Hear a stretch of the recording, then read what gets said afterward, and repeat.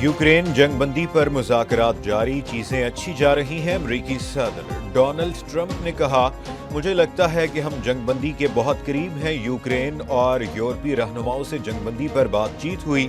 Ukraine امن منصوبے پر Europe کی بھرپور حمایت حاصل ہے۔ صدر زیلنسکی سے تفصیلاً بات چیت ہوئی ہے۔ روسی ہم منصب پوتن سے بھی مسلسل رابطے میں ہوں۔ منشیات فروشوں کے خلاف زمینی کارروائی کا بھی اندیا۔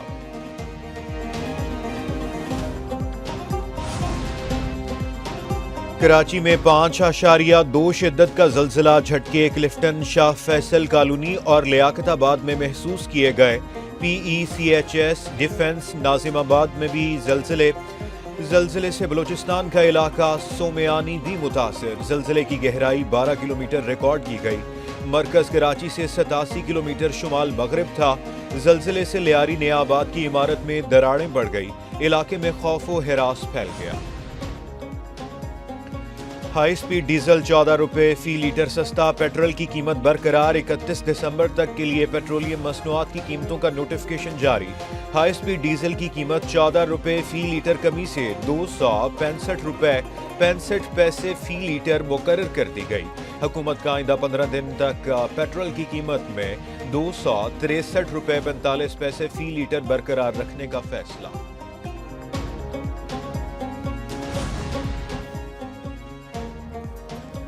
دھند کے باعث موٹر وے کئی مقامات سے بند کر دی گئی۔ ترجمان موٹر وے پولیس کے مطابق M3 فیض پور سے رجانہ تک، موٹر وے M4 گوجرا سے ملتان تک بند کر دی گئی۔ موٹر وے M5 ملتان سے ظاہر پیر تک دھند کی وجہ سے بند۔ شدید دھند کی وجہ سے قومی شاہراہوں پر بھی حد نگاہ کم۔ مختلف مقامات پر ٹریفک کی روانی متاثر۔ دیپال پور، چیچا وطنی، میاں چنو، خانیوال ملتان، مظفر گڑھ، احمد پور شرکیہ، رحیم یار خان اور صادق آباد میں بھی دھند۔ بھارت نے پاکستان پر جھوٹا الزام لگایا، سڈنی حملے میں اپنا نام نکل آیا۔ حملہ آور نوید اکرم اور ساجد اکرم کا تعلق بھارت سے ہے، ساتھی نے تصدیق کر دی۔ انکشاف کیا ملزم نوید اکرم کی والدہ کا تعلق اٹلی سے ہے۔ حملہ آور ساجد اکرم 1998 میں بھارت سے اسٹوڈنٹ ویزا پر آسٹریلیا آیا تھا۔ سڈنی دہشت گردی واقعے میں بھارت کے ملوث ہونے کے مزید شواہد سامنے آ گئے۔ آسٹریلوی خفیہ ادارے نے بھارتی حکومت سے باضابطہ رابطہ کر لیا۔ حملے میں ملوث دہشت گردوں کے حوالے سے بھارتی حکام سے پوچھ گچھ۔ سڈنی حملے کے بعد پاکستان مخالف پروپیگنڈا جھوٹا ثابت، پاکستان کو بدنام کرنے کی منظم سازش بے نقاب ہو گئی۔ بھارتی سوشل میڈیا نے سڈنی کے رہائشی نوید اکرم نامی شخص کی تصویر اٹھا کر پاکستان کو بدنام کرنے کی مذموم اور منظم سازش کی۔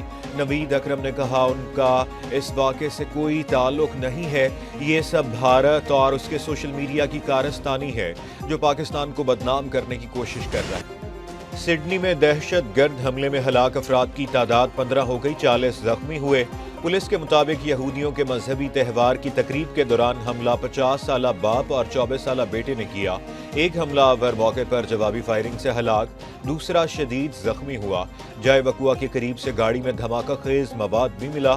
آسٹریلوی حکومت نے واقعے کو دہشت گردی قرار دے دیا۔ وزیر اعظم اینتھنی البنیز کا کابینہ میں اسلحہ قوانین پر غور کا اعلان۔ کہتے ہیں حملہ آوروں نے اقدام انفرادی طور پر اٹھایا، کسی بڑے شدت پسند گروہ کا حصہ نہیں تھے۔ حملے کے بعد سیکیورٹی مزید سخت، آسٹریلیا میں ایک روزہ سوگ۔ بھارت پاکستان کے ہاتھوں عبرت ناک شکست پر بوکھلاہٹ کا شکار۔ پہلگام فالس فلیگ کی طرز پر پروپیگنڈا کی ایک اور ناکام کوشش۔ سڈنی واقعے پر اسرائیل، بھارت اور افغانستان نے پاکستان کے خلاف گمراہ کن پروپیگنڈا کیا۔ اسرائیلی اور بھارتی میڈیا نے واقعے کو پاکستان سے جوڑنے کی ناکام کوششیں کی۔ اسرائیلی اخبار نے منظم ایجنڈے کے تحت حملہ آوروں کو پاکستانی شہری قرار دیا۔ را سے منسلک سوشل میڈیا اکاؤنٹس نے بھی پاکستان کے خلاف زہر اگلا۔ ساجد اکرم پچھلے 10 سال سے آسٹریلیا کے ایک گن کلب کا جرمن حکومت کا افغان پناہ گزینوں کے خلاف سخت اقدام۔ چانسلر فریڈرک مرز کا افغان پناہ گزین پروگرام فوری طور پر ختم کرنے کا اعلان۔ افغان پناہ گزینوں کے جرائم میں ملوث ہونے اور سنگین سیکیورٹی خطرات کی بنیاد پر فیصلہ کیا۔ جرمنی کا افغان پناہ گزینوں کے حوالے سے تمام وعدے اور عہد نامے واپس لینے کا اعلان۔ 640 افغان پناہ گزینوں کو ملک میں داخلے کی اجازت دینے سے انکار، دنیا کے بیشتر ممالک نے افغانستان کے ساتھ تعلقات محدود کر دیے۔ امریکی ریاست کیلیفورنیا میں دہشت گردی کا منصوبہ ناکام، ایف بی آئی نے 4 مشتبہ افراد گرفتار کر لیے۔ غیر ملکی میڈیا کے مطابق دہشت گردوں کا لاس اینجلس میں سال نو کی تقریبات کو بم دھماکوں سے نشانہ بنانے کا منصوبہ تھا۔ بروقت کارروائی سے ممکنہ بڑے سانحے سے بچاؤ ممکن ہوا۔ وفاقی حکام کی جانب سے مشتبہ افراد سے مزید تحقیقات جاری۔ ایف بی آئی کے ڈائریکٹر کاش پٹیل نے بتایا، ملزمان نے خود کو ٹرٹل آئی لینڈ لبریشن فرنٹ نامی ایک انتہا پسند گروہ کے رکن قرار دیا۔ سیکیورٹی فورسز کا ڈی آئی خان کے علاقے کلاچی میں انٹیلیجنس بیسڈ آپریشن، فائرنگ کے تبادلے میں 7 خوارج جہنم واصل۔ آئی ایس پی آر کے مطابق فائرنگ کے تبادلے میں مردان کے رہائشی نائک یاسر خان نے جام شہادت نوش کیا۔ بھارتی اسپانسرڈ خوارج سے بڑی تعداد میں اسلحہ اور بارودی مواد بھی برآمد ہوا۔ علاقے میں کلیئرنس آپریشن جاری۔ صدر، وزیر اعظم اور وزیر داخلہ کا سیکیورٹی فورسز کو خراج تحسین پیش۔ پی ٹی آئی بہت دیر سے سوشل میڈیا پر جو ایک سلیکٹیو نیریٹیوز اور خاص قسم کا پروپیگنڈا جو ہے اس کے لیے استعمال کرتی ہے، اور اس میں سے زیادہ تر جو ٹرینڈز ہیں، جو ٹرینڈز بنائے جاتے ہیں، جو ہیش ٹیگز بنائے جاتے ہیں، وہ آرگینک نہیں ہیں۔ یعنی آرگینک نہ ہونے کا مطلب یہ ہے کہ وہ کوئی لوگ اپنی مرضی سے اس میں شامل نہیں ہو رہے۔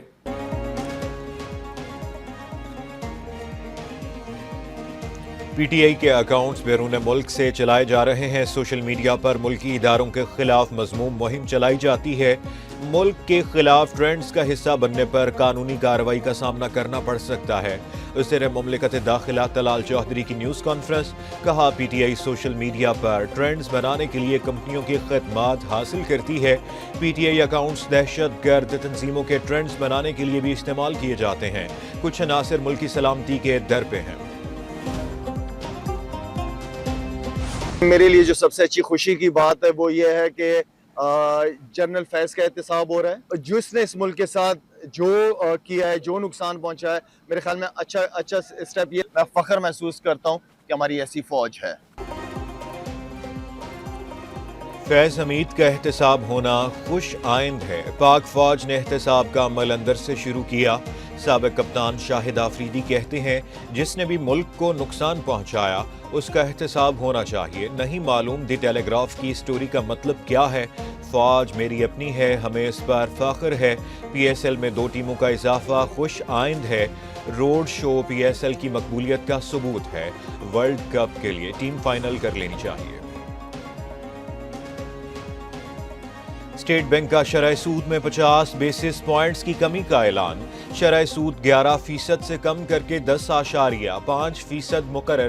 فیصلہ گورنر اسٹیٹ بینک کی زیر صدارت مانیٹری پالیسی کمیٹی کے اجلاس میں کیا گیا۔ مئی 2025 میں شرح سود میں 100 بیسس پوائنٹس کی کمی کی گئی تھی۔ موجودہ حکومت نے اپریل 2024 میں اقتدار سنبھالا تو شرح سود بلند ترین سطح 22% پر تھی، جو اب نصف سے بھی کم سطح 10.5% پر آ چکی۔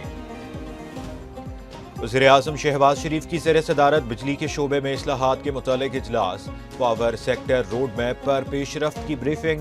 وزیر اعظم کی بجلی کی تقسیم کار اور پیداواری کمپنیوں کی نجکاری کا عمل تیز کرنے کی ہدایت۔ کہا بجلی کے نظام کے نجکاری کے ذریعے مسابقت پر مبنی مارکیٹ ہی مسائل کا پیداوار حل ہے۔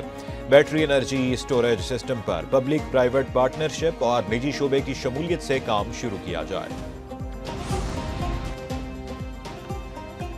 بجلی صارفین کے لیے خوشخبری، اسمارٹ میٹرز کی قیمتوں میں کمی۔ وزیر توانائی اویس لغاری کہتے ہیں، مسابقتی عمل کو تقویت دینے سے ڈسکوز کے اسمارٹ میٹرز کی قیمتیں 40% تک کم ہو گئیں۔ اسمارٹ میٹرز کی قیمتوں میں کمی سے ملکی سطح پر 150 ارب روپے کی بچت ہوگی۔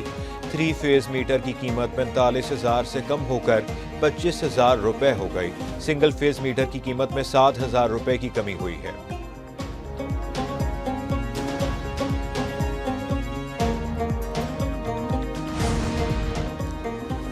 کراچی میں 90% شہری پانی خرید کر پیتے ہیں۔ وفاقی وزیر صحت مصطفیٰ کمال کہتے ہیں، कराची की लाइनों का पानी चोरी करके शहरियों को ही बेचा जाता है।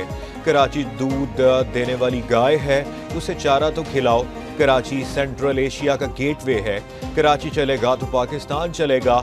मुल्क को मुआशी बहरान से IMF नहीं, कराची निकाल सकता है।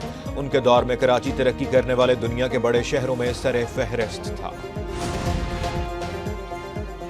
पंजाब के महकमों में करप्शन और करप्ट अनासर के गिर्द घेरा तंग। 3 माह में हर महकमे